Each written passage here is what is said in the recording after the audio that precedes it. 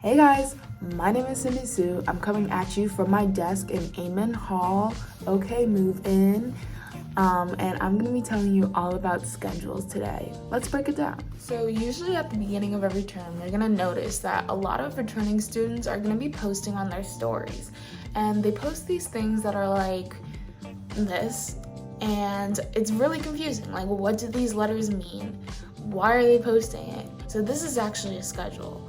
It tells you which format you have a teacher and what class, and this way it can help people give you advice and also find who's in the same class as you, because you don't actually find out who is in your classes until your Canvas course is published, and a lot of the times teachers don't do that until like the very first day of school or even after that.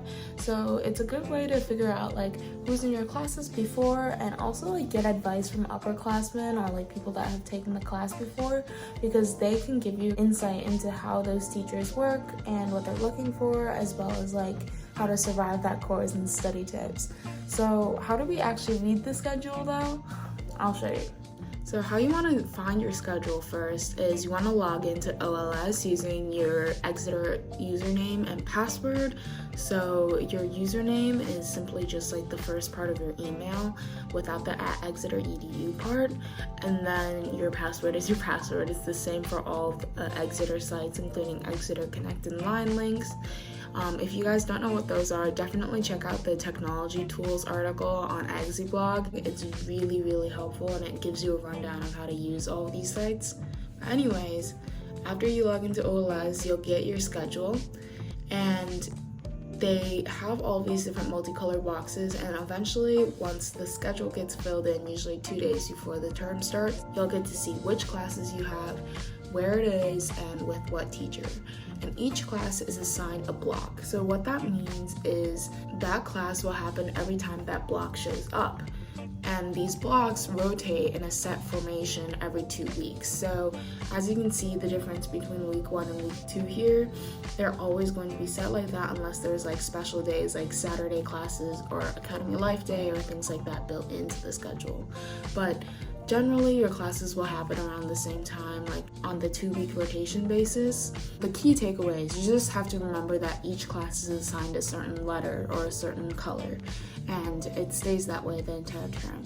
Now you might be wondering, like, what are these special letters that don't seem to repeat very often? These are reserved formats. What that means is that some classes will need more classes than others. So for example, math, you're going to need a lot more like in-person class time versus something like English, where you can spend more time like on your own writing, versus math, you actually need to be in the classroom and you need to be like talking with other people in order to be making progress on your math work. So a lot of the times math classes will be using these reserved formats. That means you meet more frequently during the week, but if you do not have a class that needs reserves, like English or humanities, or a higher level language class, etc., these classes these reserve formats actually turn into sleep-ins, so you don't have any class there, so hypothetically you could sleep in for longer. It's essentially just a free. So as they rotate around, you'll have frees throughout the day, and that's always a great time to get started on your homework or take a quick nap, whatever you feel like doing. So now that you know how schedules work, you'll be all set to post on your story, to share your schedule with others, and get advice from older students if you want. And you'll also be able to navigate your schedule for the first few days and really understand how it comes together.